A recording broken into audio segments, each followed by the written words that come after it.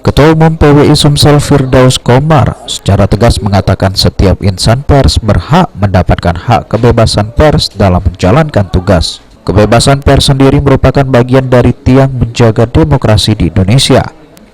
Dalam peringatan Hari Pers serta perayaan Hari Ulang Tahun PWI ke-75 di Kabupaten Banyuasin, Firdaus Komar sangat menyayangkan karena masih ada saja sampai saat ini oknum-oknum tertentu yang kerap kali bertindak sesuka hati terhadap insan pers yang justru menciderai demokrasi di Indonesia. Sedangkan selaras dengan aturan yang berkembang, sudah semestinya setiap wartawan berhak mendapatkan kebebasan pers yang seluas-luasnya. Selain itu, Firdaus Komar juga berpesan kepada setiap insan pers untuk harus dapat cepat beradaptasi dengan situasi distorsi yang saat ini tengah berkembang. Percepatan teknologi digital juga turut andil menjadi bagian penting dalam penopang penyebaran informasi yang cepat.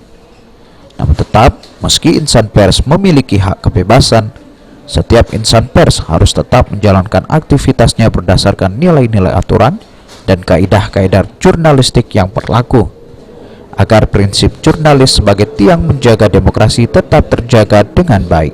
Kalau terkait dengan kemerdekaan pers di Sumatera Selatan sudah bisa dikatakan kita sudah persoalannya sudah sangat bebas kalau pers ini kan dijamin oleh konstitusi. Tinggal lagi persoalan pers kan bukan kebebasan lagi sebenarnya. Persoalan yang kita hadapi adalah bagaimana pers ini tetap hidup saat sekarang ini.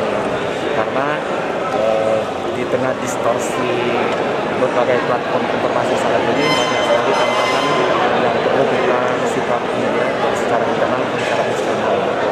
Dan artinya apa yang dirasakan, apa yang kita lakukan diharapkan pers secara nasional dan di lokal ini bagaimana mereka tetap hidup. Oktal Farisi, PAL TV.